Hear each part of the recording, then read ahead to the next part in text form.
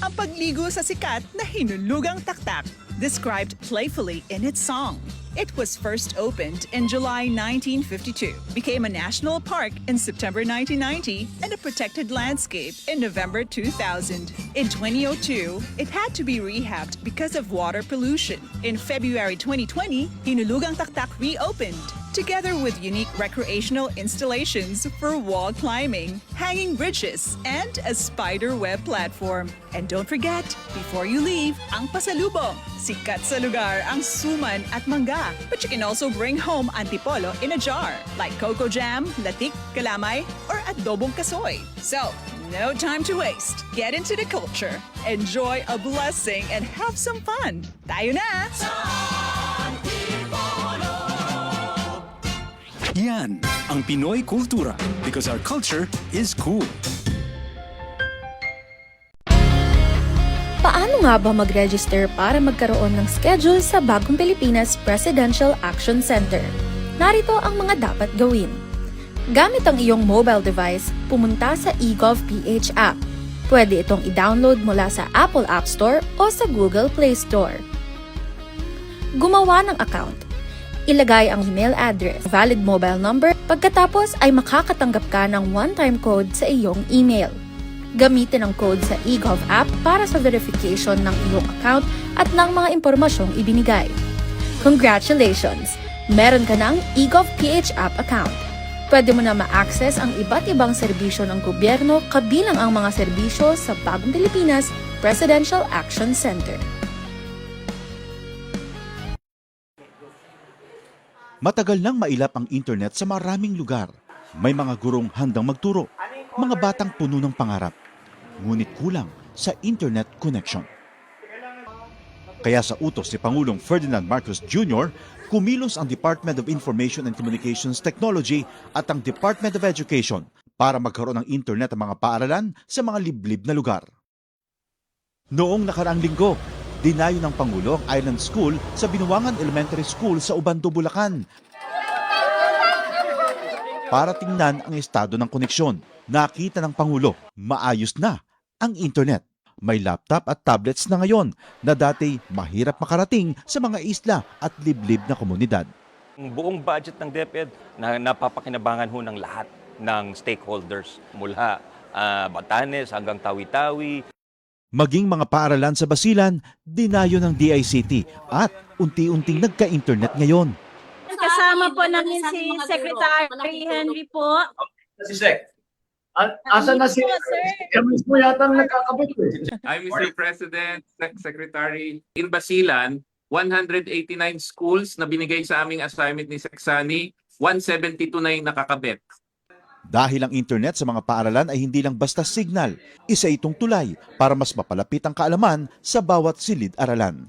At sa bawat paaralang nakokonekta, may mga batang mas nabibigyan ng pag-asa. Magkaroon lahat ng estudyante, magkaroon lahat ng guro ng kanilang kinakailangan na equipment at para maging mas maganda at mas maayos ang sistema natin sa pagtuturo. Sa buong bansa, tuloy-tuloy ang trabaho. Isa-isang inaayos sa mga bagay na magpapagaan sa buhay ng ating mga kababayan.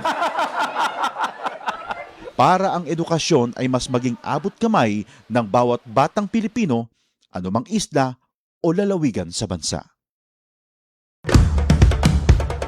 Ito ang Presidential Broadcast Service. Radyo Pilipinas. Radyo Publiko ng Bagong Pilipinas para sa Bagong Pilipino. Naghahatid ng mahahalagang balita at impormasyon na guugnay ng pamahalaan sa sambayanan. Tulay sa himpapawid ng serbisyo publiko. Radyo Pilipinas. Radyo Publiko. Ang boses ng Pangulo. Sa Mega Manila, 738.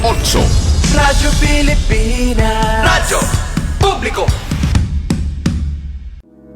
Tahanan ng OFW, handog ng Department of Migrant Workers at Radyo Pilipinas, Radyo Publiko, programang maghahatid ng impormasyon sa mga polisiya, programa at mga hakbang ng DMW para sa kapakanan ng ating mga OFWs at kanilang pamilya. Tahanan ng OFW, programang hatid ay agarang serbisyo publiko para sa bagong bayani ng bayan, para sa bagong Pilipinas. Tahanan ng OFW ng Department of Migrant Workers, dito sa Radyo Pilipinas, Radyo Publiko. Magandang araw po sa inyong lahat, lalo na po sa ating mga minamahal na OFWs at sa inyo pong mga pamilya.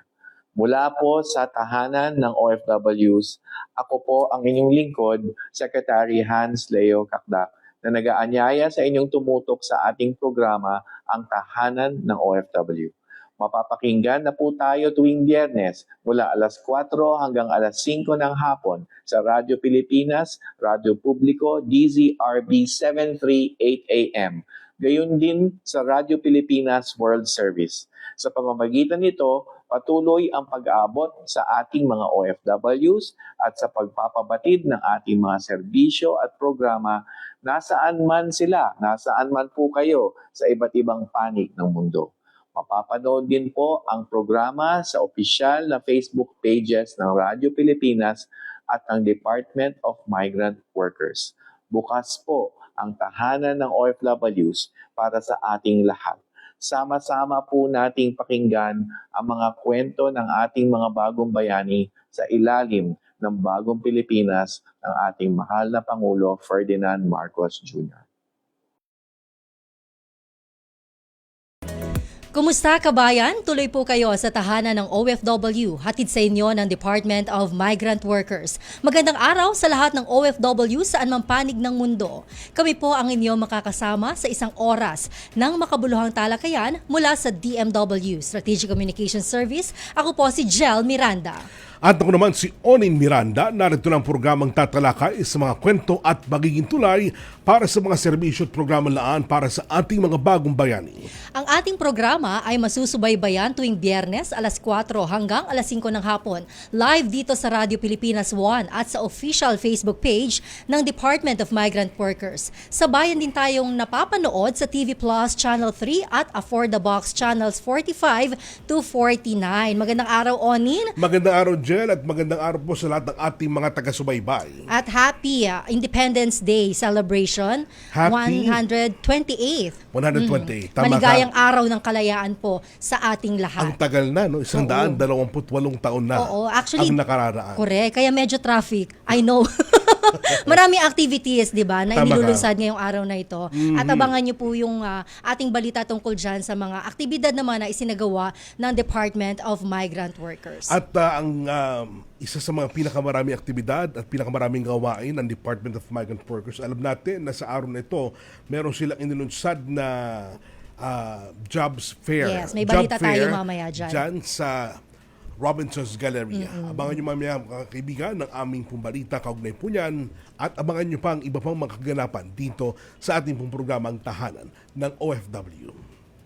Narito lang mahalagang kaganapan sa loob at labas ng bansa. Ito ang Balitang DMW. Balitang DMW.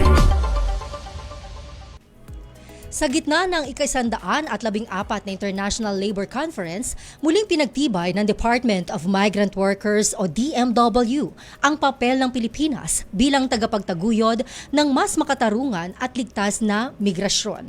Pinangunahan ni Secretary Hans Leo J. Kakdak ang isang pagtitipon kasama ang mga opisyal mula Bangladesh, Nepal, Sri Lanka, Pakistan at India upang palakasin ang sama-samang advokasya para sa kapakanan ng mga migranteng manggagawa.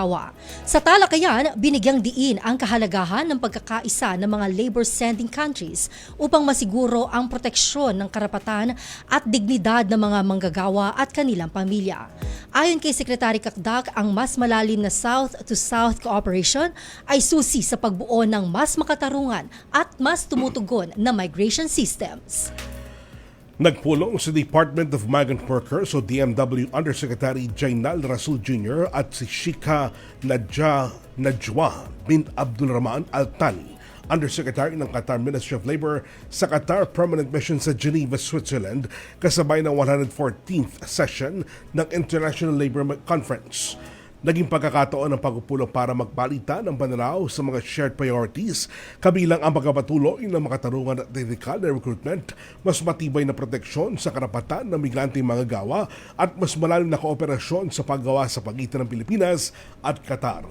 Muling pinagtibay ng dalawang panig ang kanilang pangako sa patuloy na koordinasyon at makabuluhang inisyatiba na magtitiyak sa kapakanan, dignidad at kagalingan ng mga Pilipinong manggagawa sa Qatar.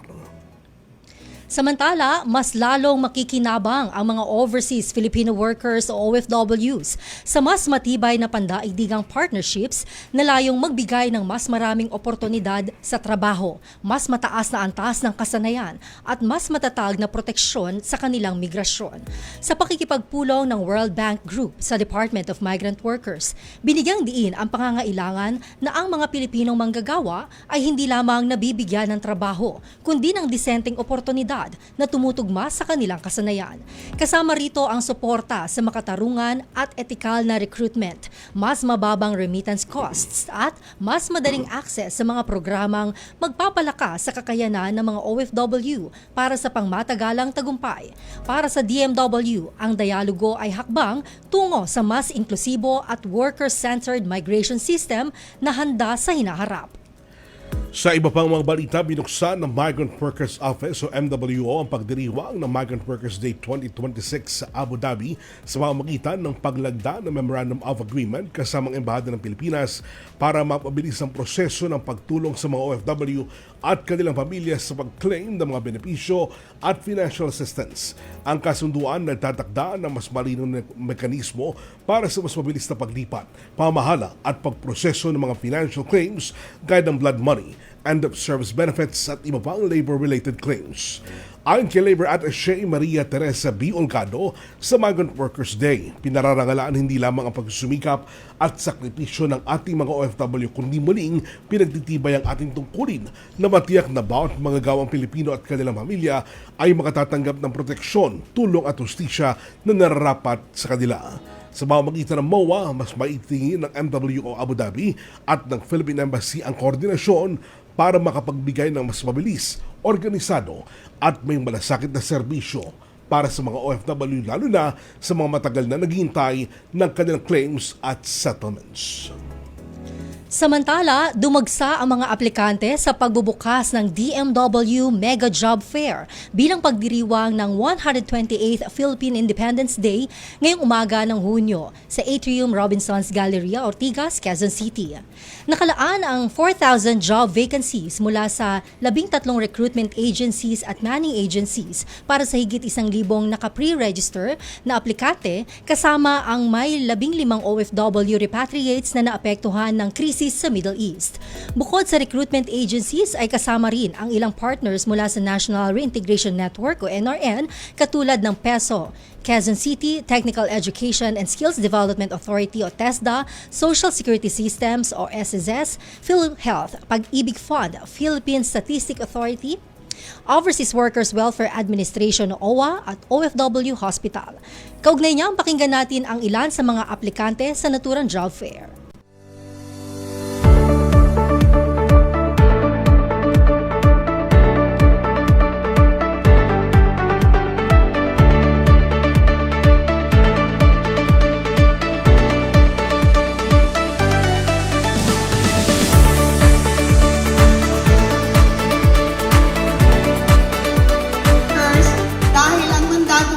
ng DMW ay tulungan kayo na magpunta sa isang maayos na pathway, mabigyan kayo ng sapat na patnubay at mabigyan po kayo ng magandang trabaho.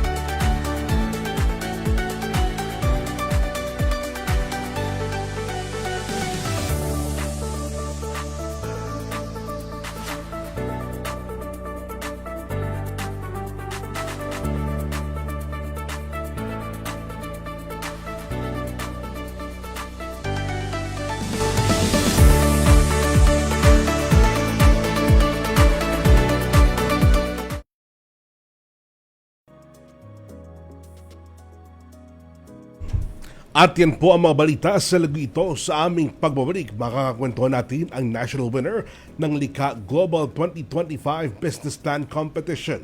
Diyan lang kayo magpapalik agad ang tahanan ng OFW. Magandang araw, si Dingdong Dantes po ito. Binahaba ang bahay mo. May simple checklist ako para sa'yo. Una, check your outlets. Tignan kung walang cable na basa o nakababad sa baha bago buksan ang main switch. Pangalawa, check your surroundings.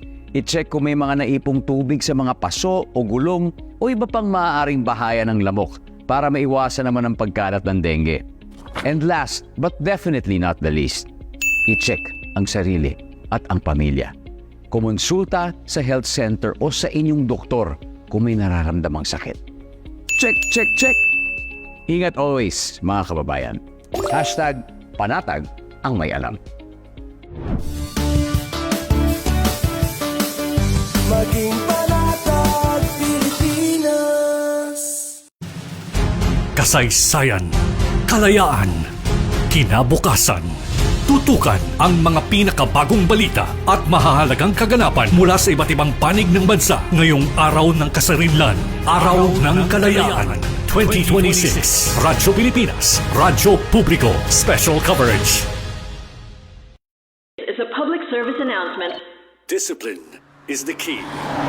Umiwas sa aksidente sa daan. Ang pagmamaneho ay may kaakibat na responsibilidad, hindi basta mapaandar lang ang sasakyan. Kilatisin ang sarili, ang kahandaan sa manibela, siguruhing inyong konsentrasyon ay hindi magagambala. Importante rin na ating laging isipin, init ng ulo ay huwag pairalin, bagkus kaligtasan ng lahat ang siyang dapat unahin. Isang mahalagang paalala mula sa Presidential Broadcast Service at Radyo Pilipinas, Radyo Publiko, 738. This is a public service announcement. Public service announcement from PBS, Presidential Broadcast Service at Radyo Pilipinas, Radyo Publiko, 738. Radyo Pilipinas is on Viber. Viber. One tap and swipe. Nandyan na lahat. Receive credible news and information. Pati mga trending topics at videos. Sure na meron dito niyan. Stay on track with Radyo Pilipinas on Viber. Pick up real news. Catch the latest and biggest stories. Search Radyo Pilipinas on Viber and hop in to our community. Para sa bagong bayani ng bayan, tahanan ng OFW para sa bagong Pilipinas. Nagbabalik tayo sa ating programa, Tahanan ng OFW. Sa ating Wanna Know. Alam nyo ba na ang likha o linangin ang kakayahan sa kabuhayan award ay hindi lamang isang kompetisyon? Ito ay isang business plan competition at livelihood startup program ng Department of Migrant Workers at ng National Reintegration Center for OFWs na naglalayong tulungan ang mga OFW at kanilang pamilya na makapagtayo ng sariling negosyo dito sa Pilipinas. Sa pamamagitan ng likha, nabibigyan ng pagkakataon ang mga OFW na maisakatuparan ang kanilang mga ideya sa negosyo at magkaroon ng mas matatag na kabuhayan sa sariling bayan. Dumako tayo sa Ikwento Mo, Kabayan. Ikwento Mo, Kabayan. Matapos ang halos 2 dekada ng pagtatrabaho sa Qatar bilang administrative manager, umuwi si Marisol P. Amihan dala hindi lamang ang tagumpay ng isang OFW, kundi pati ang mahalagang aral, disiplina at karanasang nais niyang ibahagi sa kanyang mga kababayan. Ngayon, bilang national winner ng Likha Global 2025 Business Plan Competition, pinatutunayan ni Marisol na ang tagumpay sa ibang bansa maaari rin po maging daan para makalikha ng oportunidad sa sariling bayan. Sa pamamagitan ng Alexel May Farm, isang agribusiness venture sa Davao del Sur, layunin niyang palakasin ang lokal na agrikultura at makapagbigay ng kabuhayan sa mas maraming Pilipino. At makakakwentuhan po natin ngayon via Zoom si Miss Marisol Amihan. Magandang araw, ma'am. Magandang hapon po sa lahat. Hello. Siya po ay nasa Mindanao. Tama po? Opo, Davao del Sur po. Yun, okay ma'am, kwentuhan niyo muna kami, paano ba nagsimula yung iyong career sa Qatar? Opo, pumunta po ako sa Qatar in 2010 po. Nag-work po ako that time as an accountant. And then later on, nag-work ako sa construction as a QA/QC administrator. Okay. So, and then it lasts for 15 years ako sa Qatar. And then 18 years as a OFW. 18 years, oo nga. Pero before ka nag-Qatar, ano yung trabaho mo naman dito sa atin? Accountant po. Nag-work ako sa Manila for 8 years. 8 years ako sa Manila, sa Makati. Makati po. Ano yung nagtulak sa iyo na magdesisyong simulan ang Alexel May Farm? Opo, it's part po talaga ng reintegration to. And then, talagang nagkaroon ako ng parang binago ko yung mga priorities ko no na-stranded po ako dito ng COVID ng 2020. Supposedly yung 1 month ko naging vacation is naging 8 months. And during that months is doon ko na-realize, di ba nauso yung mga plantita. Sabi ko, sarap nga pala tumira sa farm. So we used to stay po sa Davao Oriental. I grew up there. And then sabi ko, punta natin yung lupa ni Papa sa Davao del Sur. Kasi parang gusto kong tumira sa farm. And then, nagkaroon din ako ng idea kasi nag-visit ako ng farm sa grade school classmate ko na ginawa niyang TESDA accredited school. And sabi ko, hindi pala ako mag-board pag nasa farm. I can do it kasi since active ako, gusto ko na gusto ko mag-work at the same time, may gagawin din ako for the community. So, doon ko nagsimula yun. In 2020. Pero nakaka-enjoy naman kasi talaga, 'di ba, Ma'am Marisol, yung pagiging plantita. Actually, during COVID din nahilig tayo diyan sa paghahalaman. Pero yung concept ng agribusiness, paano mo nasimulan? Nagawa ako. Since naisip ko yung if I want to go for a farm school, so dapat i-develop ko yung land. And then, nakikita ko na yung, so I'm checking on integrated, paano ko mag-set up na integrated farm, ano yung regenerative farm, permaculture. So, nabago din yung mga, yung the way ko, kung yung pinapanood ko sa YouTube. So, since dati nanonood ako ng movies, but this time, mas okay ako manood ng mga around Swedish chicken, mga beef. So, nagbago talaga yung mental ko towards, and in that span for 5 years. So, yun yung pinapanood ko. Kaya nung nagkaroon ako ng opportunity na about the business plan, and I'm also checking pala, ano yung requirements na nire-require ng API to put up a learning site. So, nakikita ko din one of the requirements is ang business plan. Alright, nako. Talaga palang plantita dahil nasimula mo ang Alexel May Farm at binanggit mong inspirasyon mula sa iyong ina at pamilya. Paano nila hinubog yung pananaw mo sa tagumpay at serbisyo? Ay, opo. Kasi po, lumaki po ako ng only daughter sa mama ko. So, in terms of yung giving back sa mga relatives, sa family, is lumaki po akong ganyan na tumulong sa kapwa kung may pagkakataon po.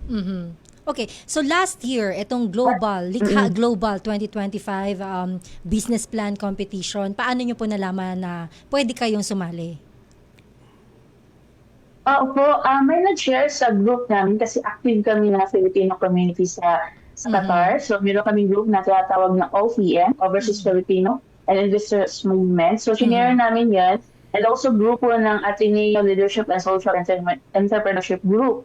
So, nung nakita ko yung link, is inopen ko siya at the end of the day. Tapos sinabi ko, sino pong NRCO? It's my first time na makita ko yung FB page ng NRCO. And then, nung makita ko yung business plan computation, sabi ko nga, kung requirement ng API, yung business plan computation, na na-comply ko na siya, and at the same time, may chance ako na manalo sa competition na to. So, after ko na nakita yun, it was posted August 8 of last year. Exact date. Naalala ko yun. That's the very day na lumipat kami sa farmhouse namin dito sa Davao del Sur from Oriental. So, very significant sa akin yung day. And then, nakita ko yung post sa NRCO. Sabi ko, parang na-align yung stars sa akin na visit. Sabi ko, parang i-imagine ko siya na ito na yung opportunity sa akin na with the farmhouse, anong next to develop the farm. So, I'm really eager na, in the next 2 weeks after noon, talagang tinutukan ko yung mga requirements na ni-require doon sa portal. As in, ginather ko lahat yung information since 2020 na nakita ko and then nilagay ko doon sa application na yan. So, very intentional yung pag-submit ko ng business plan. Hindi seryoso ko talaga siya. Pinakarir ko talaga siya. Hindi ako lumalabas during weekend. Sabi ko, may ginagawa akong business plan. Mag-join kaya kayo. So, I even encourage yung community namin to join sa Qatar. So, talagang kinlay mo na ba? Finil mo na ikaw talaga yung magiging winner? Di ba may mga ganon? Yes po. Grabe yung visualize ko, yung feel ko. At that time, ongoing yung Likhang Maria. So, nakita ko si Renit. So, yung So that time na nagkaroon sila ng yung sa presentation hanggang yung files, doon feel ko yun na, ano kaya ako sila tayo doon. Even na yung kay Sweet, napanood ko din po yun. And then, since noon, ini-stock ko na si NRCO at saka BMW for mga postings, lagi ako nag-like, for me to keep updated po. So ano yung naging kahulugan nito para sa iyo bilang isang OFW na nagbalik bayan and then ikaw yung hinirang na grand or national winner? Ay, malaking bagay po. Nung in-announce na ako po yung pinaka-grand winner, na-remember ko, nakagusti si secretary. Sabi ko, ay, hindi na ako mamalik. Sabi ko lang, kasi nasa transition period ako. I'm working online. And sabi ko, hindi na ako babalik. Sabi ko, sisimulan ko na yung sa farm. Kasi, nandito na yung momentum. This is a really big opportunity sa akin. So, I don't want to miss yung opportunity na to. Kaya, I would rather stay at gagawin siya. At the same time, I can still work online. Ayun. Alright. Bilang nanalo ka sapagkat nakuha mo yung national winner bilang ng Likha Global 2025. Kung sakali man na naging taliwas sa inaasahan mo yung pangyayari, mananatili ka ba dyan sa iyong lalawigan? Lalo at sinabi mo pa rin ba? Pagpapatuloy mo pa rin ba ang pagtatrabaho mo abroad?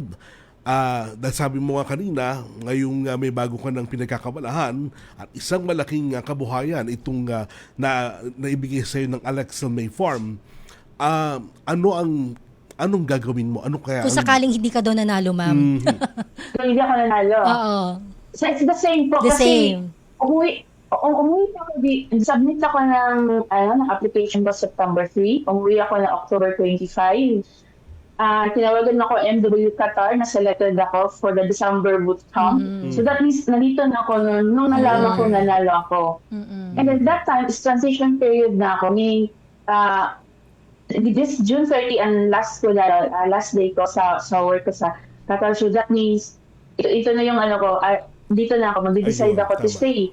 So, regardless kung manalo ako kung hindi, panalo pa din ako since naging selected ako. Finalist pa din ako from Qatar. And then, BMW Regional is to help you regardless kung magiging nasa top 3 ka as finalist or even as a returnee OFW, they will help me. Regardless kung di rin ako nag-submit application. But I really feel na second home ko si BMW dito. It's my home dito sa regional kasi they're very accommodating at saka malaking support sa akin na BMW Regional after yung ng Manila. Kaya sinishare ko. So even they don't walk the same pathway na duman ako sa Likha Global Competition, they will help the OFWs for if they want to bumalik dito sa atin. Correct. Oo, nakakatuwa yun, sabi nga nila. Even yung mga nakapanayam na natin na mga winners, di ba, sa Likhang Kababaihan, yung maging finalist ka pa lang, winner ka na. Yeah, panalo na yung pakiramdam, di ba, mga Marisol? And speaking of support, shout out kay Ase Kiko. Ayan, nakatutok, nanonood sa atin ngayon. Ayan, batiin mo, mga Marisol, nanonood sa'yo si Ase Kiko. Ikaw, nag-answer niyo po. Nag-message siya akin. Lalo akong kinabahan. Lalo daw siya kinabahan. Nagkita kami ASEC last May 20 during the NRN po dito sa Davao del Sur. Opo, ayun. So yun yung after the awarding. Sa kami secretary. Oo, ayun. Okay. Anyway. After the awarding, so nagkita kami ulit ng May. Alright. Anyway, Amihan, same pa na raw. Paano ba makakatulong ang mga OFWs sa pagpaunlad ng lokal na agrikultura at kabuhayan po sa mga probinsya? Yes po. Let's take for example sa PISCO po. So right now, nabigyan po ako ng initiative ng LGU Peso through TESDA training na mag-host ako ng organic agricultural production for 29 days. So dito po sa amin, first time, and then madami pong nag-join, 20 participants, old and young na who would like to go for farming. And ang maganda na is we've learned paano gumawa ng organic yung mga pesticide at fertilizer, and then they encourage sila na simulan natin magtanim ng gulay kasi mostly dito ang tanim namin is we are coconut farmers. Meron kaming mangoes, banana, but we don't have vegetables sa amin mismo. So we encourage yung mga households dito na magtanim ng mga gulay para meron na kaming daily, sustainable yung daily namin na needs. So malaking tulong po siya. At the same time is makapagbigay ng opportunity kung makapag-work sa ibang farm, and then we will also provide me support sa pag-set up ko ng farm dito. So gaano kalaki ba yung farm mo, ma'am? 2 hectares po. 2 hectares. Wow, so ano yung mga nandyan na mga tanim? 2 hectares. So, mayroon po kaming coconut trees ngayon, then mango in betweens, pero nag-stop po ako mag-spray because of the chemicals. And then meron pong bananas. But I'm looking forward po sa mga bee colonies namin kasi we're into beekeeping din po for honey production and also for the value-added products na galing sa bees natin. So, we're looking into July na makapag-start kami sa beekeeping namin. Oo. At and then, sige pa, ma'am. Sige, ma'am. Ano pa yun? Yes po. Then currently po is nag-join din po ako through the help po ng endorsement ng BMW, ng DOST, IFWD program. So doon po is, na-move po yung Schedule 22 na i-present ko po yung business plan ko. But this one is i-zoom in ko siya into beekeeping enterprise po. Okay. So sabi mo kanina, una pa lang yung NRCO, parang di ko to alam. Pero later on, nabuksan na, di ba, yung different opportunities, di ba? Iba't ibang mga gobyerno na yung nagiging katuwang mo para mapaunlad itong negosyo. So bukod sa DMW, Department of Migrant Workers, andyan din ang DOST, Department of Science and Technology, nakuha mo at ipinagkalob sa'yo yung pangangailangan. LGU, nandyan pa. So ano pa yung local government ng Davao del Sur. Pero ang Qatar, hindi mo na nami-miss, ma'am? Ay, nakikita ko pa rin naman sila, yung mga friends ko from time to time. At least may social media na, di ba? Nag-enjoy ako, nag-enjoy na rin po ako dito. So, I thought na yung emotionally you'll be attached for like 50 years. So pag nandito ka na, parang bumalik din kasi very warm the neighborhood at saka yung support din ng government. Diba? Sabi nga, there's no place like home. Yes po. So ma'am, ano yung pinakamahalagang aral o prinsipyo na nakuha mo o natutunan mo sa buong panahon ng pagiging OFW mo na ginagamit mo naman ngayon sa pamumuno ng iyong negosyo? Malaking tulong po yung alam ko makaka-relate lahat ng OFWs, yung ups and downs natin, but then we keep up on diba? Yung pagiging sa resilience natin.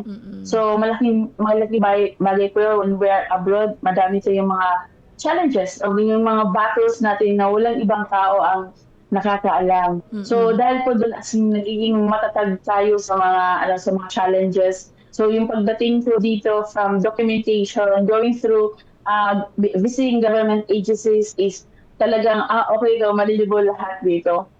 It's because of those challenges na dinaanan ko na rin abroad as an OFW. Yes. At kanina hindi ba sa Mama Marisol, do sa ating trivia, na ang likha ay hindi lang siya basta competition.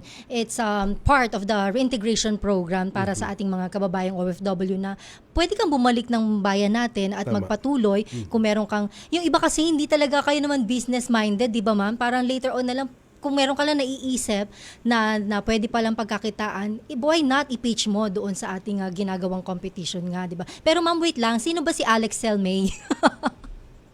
Ay, combination ko yan name ng father ko, Alex, mama ko Selfa, and then Marcel Melody. Ayun. Talagang family. Family enterprise po siya. Oo. Napakagandang pangalan at talagang pasok na pasok sa kanilang agribusiness. Correct. Ma'am, ano ba yung mga konkretong pagbabago proyekto na nais yung maisakatuparan sa inyong lugar sa babagitan po ng Alex Selmay Farm? Opo. So first po, ongoing na yung organic agricultural production namin. So we're aiming to help these 20 participants na ma-apply din nila sa sarili-sarili nilang farm. Then at yung sa beekeeping naman po, I'm planning to put up an association for coconut farmers and at the same time for beekeepers Kasi malaking tulong po yung mga stimulus bees natin to pollinate our coconuts. So malaking bagay po yun, the association itself po. And then, paano namin i-market din yung mga honeys namin at saka yung mga products. I can provide livelihood sa mga farmers natin at saka sa mga neighbors, even neighboring barangays natin po. Pero ma'am, may naisip ka pa bang other business bukod dito sa agribusiness? Yes po, kasi yung pag-develop po ng land right now, to be sustainable, isang second phase po talaga is to put up the learning site for Agricultural Training Institute at saka TESDA accredited din po siya. So, tatlo yung titingnan ko na dapat ituturo ng school. Una, yung organic agricultural production. Pangalawa, yung beekeeping na NC2. They're both NC2.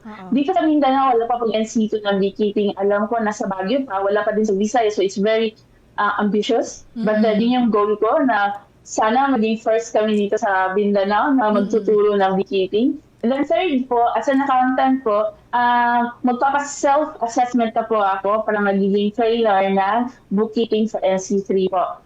And then hopefully po makapagturo po tayo ng bookkeeping sa LGU as a way of, as a community service.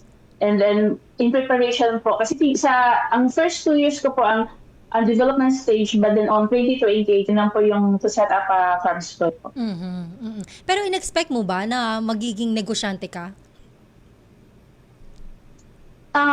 Earlier on po, nag-aaral kami on entrepreneurship, social entrepreneurship. But then po is, hindi ko pa talaga ganun ka yung nag-suggest kung how I'm going to start it. Pero nung 2020, doon ko nakita ko yung TESDA, nandito ako. So yun yung malaking tulong sa akin yung 8 months dito. Yung nakapag-slow down ka, nakapag-isip, and then you set reset mo yung priorities mo. Ano yung gagawin mo pag-uwi? Because it's about time, kasi since 18 years na ako sa abroad. Pero sinet mo ba yung isip mo na maggaano ka katagal dapat na magiging OFW? Kasi 18 years eh. Yung iba 10 years lang, tapos lumalagpas. Wala po. That's another surprise. Though, ang gusto ko talagang mag-retire at the age of 16, sabi ko, hindi na lang 55 while makalakad pa ako. Hindi na lang 50 na lang. But this one, it's not about sa last year. Sabi ko, i-try ko muna umuwi kasi nagbago ang landscape sa work since the COVID na pwede na mag-work online. Sabi ko, gusto ko makasama yung mother ko na 70 plus age na. It's but about time. Wala na si papa ko. So, kailangan ko umuwi. And then I can work online. And I can work with the farm. So, doon nagbago lahat yun. So, talagang, hindi perfect yung reintegration ko, yung pagbalik ko dito. But one at a time, yung mga challenges is kaya naman.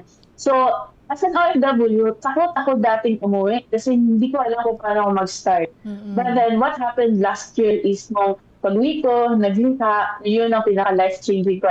I always, sinasabi ko talaga na life-changing kasi nagbago talaga big time nung pag-uwi ko kasi that really changed di na ako babalik. Dito na ako mag-start, nandito na to. Sign opportunities. And then madami din ako discovery. Even I also share this one sa community namin na nandito yung NRN. Ang laki ka na ng network ng National Reintegration Network na makakatulong. So, aside dun sa nabanggit ko na DOST, I was able to, pumunta din ako sa TESDA, sa DOLE. So, ang dami ko ng, pinuntahan, Department of Tourism for possible farm tourism. That's an added one. So, Department of Agriculture, meron bang chance sa'yo? Ang DA, ma'am, Department of Agriculture. Yes po, napuntahan ko na po. Nabisita na rin po dito ng Regional Director ng Operations. Wow. So, ganun po tayo ka-active. Sadyang makulit po ako pag nagpapakila. Even ang munisipyo po namin dito ng LGU. Pumunta na dito yung Magro, pumunta na yung environment to check na, ano ba yung farm dyan? Pwede kaya dyan mag-school? So, pumunta sila dito yung first na batch 8 and then from time to time bibisita sila dito. Kasi bibisita ko din sila sa LGU, sa LGU po. Okay. So yung sinasabi ko din sa mga fellow kababayan natin na if we were to ask for help, we have to ask hindi natin malalaman na may mga ganitong opportunity, Tama. hindi na us or tingnan natin. Kwento mo nga sa amin, Ma'am Marisol, kasi during the Likha Global Competition, hindi lang to basta nag-pitch kayo, di ba, ng business proposal, pero tinuruan din kayo, may mentoring and coaching din doon, di ba, Ma'am? Yes, during the bootcamp. Yun. Yeah, it's actually 2 days. So we dig deep dive dun sa mga business plan namin. They discuss yung mga 9 blocks of 9 building blocks ng business plan canvas. At saka ano yung mga details doon na paano mo i-market yung products mo, ano yung mga resources mo, and then even yung mga financial projections from mga costs. So it's really very helpful sa lahat ng participants, or even me, na-amaze ako. And then we also have the chance na visit yung DTI sa Makati, DMW office, sa PSE, at saka sa SEC po. So hindi namin makakalimutan yung up until now po, nag-uusap-usap ang mga Likha Global finalists para isa din po kami buong pamilya. Namimiss po namin ang isa't isa. Alright, talagang kumpleto, ma'am, at talagang pasok na pasok sa iyong panlasa at galing ang mga negosyong pinasok mo, ma'am, lalo na itong Alexa May Farm. Ma'am Marisol, paano ba pinaparatili ang inspirasyon at lakas ng loob sa gitna ng mga hamon ng pagnenegosyo at pagbabalik sa Pilipinas?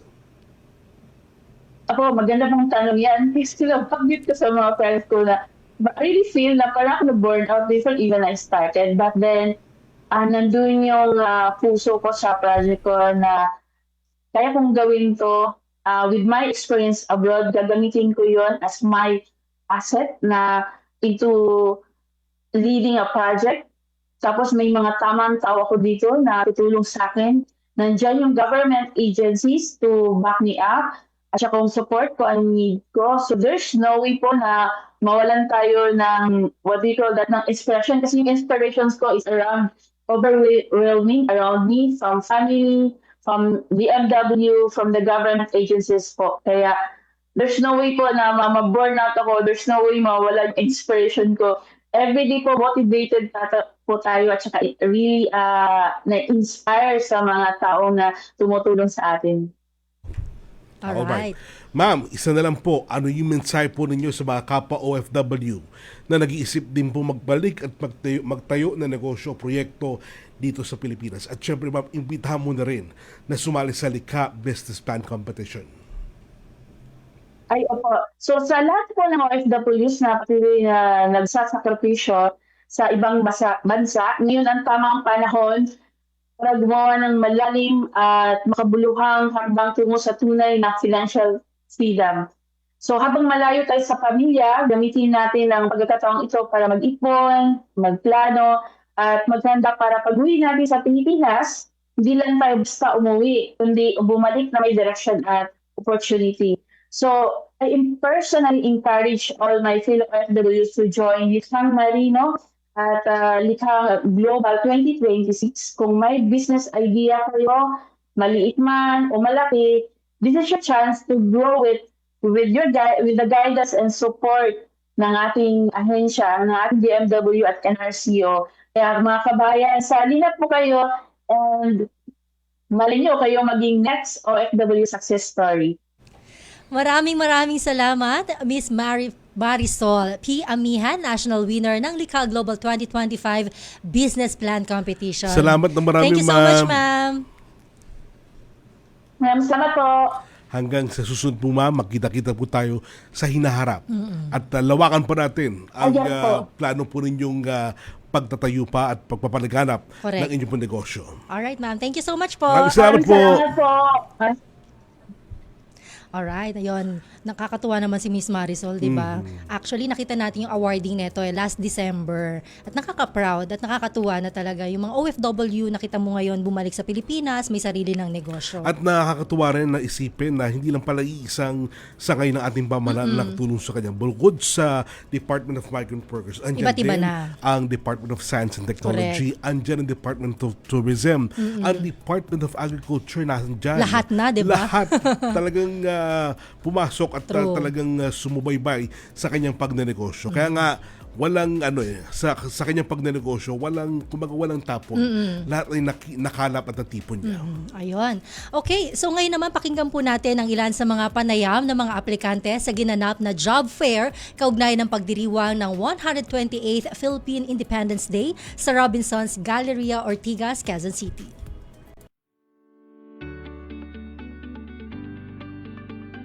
Hello po, magandang hapon po sa inyo.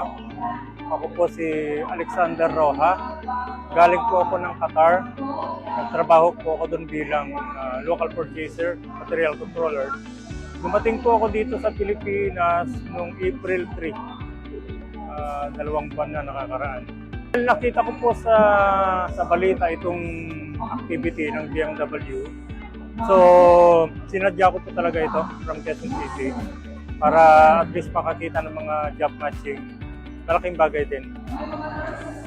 Well, bilang repat po na dating OFW, malaking bagay siya, malaking tulong dahil natutulungan ang bawat isa na mabigyan ng magandang trabaho. Job, tsaka makakapamili ka pa kung anong bansa yung available may bibigay sa'yo.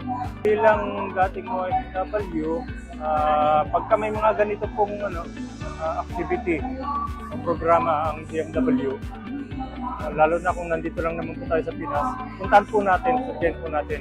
At least dito, nakikita natin yung maraming agency pati at makikita natin yung mga available na trabaho. Well, maraming salamat din po sa inyong lahat. Ako po si Alaina Ismail Gampong po. Nagtatrabaho bilang domestic helper po sa Kuwait. Napauwi ako noong April 2, 2026 po. Kung sakali bigyan ng chance na kung pwede magtrabaho dito, kung may opportunity po. Sa ngayon, nag-apply ako sa livelihood po. Of course, happy po. Masaya po. Sa akin mga kasama po, mga repat, may balak kayo magtrabaho o dito, babalik ng abroad. Punta na lang po kayo sa DMW po. Kaya magpa-thank you na rin tayo sa DMW kasi ang daming lang binibigay na opportunity na trabaho dito sa Pilipinas o sa ibang bansa. Maraming salamat.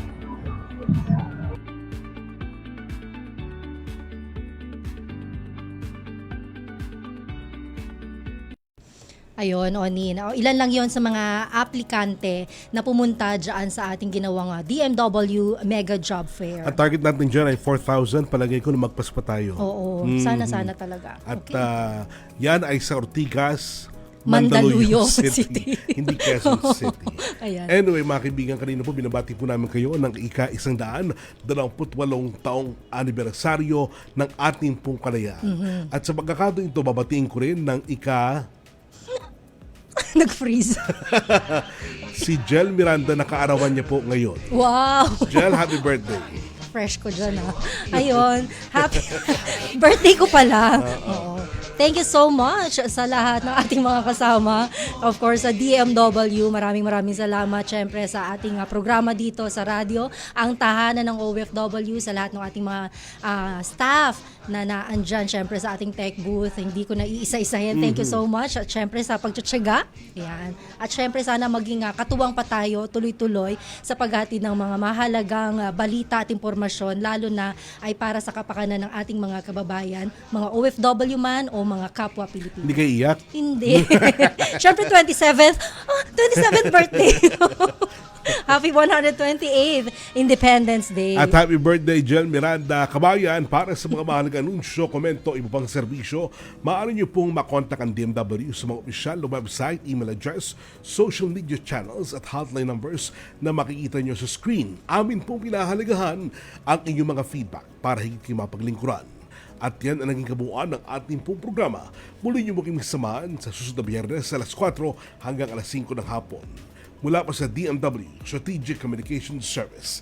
Ako si Oning Miranda. At ako naman si Jel Miranda. Patuloy na maghahatid ng makabuluhang talakayan para sa ating mga bagong bayaning OFWs. Ito ang tahanan ng OFW.